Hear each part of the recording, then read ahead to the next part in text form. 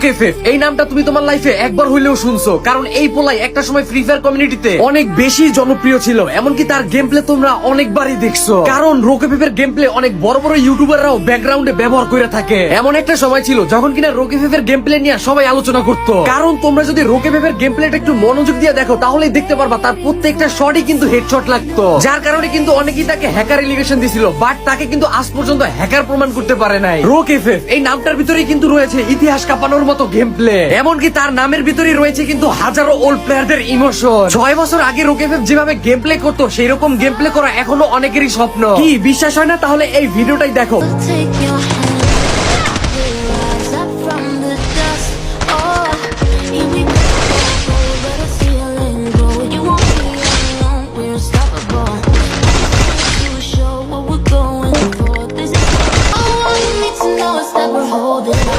Even if we fall, we will rise up.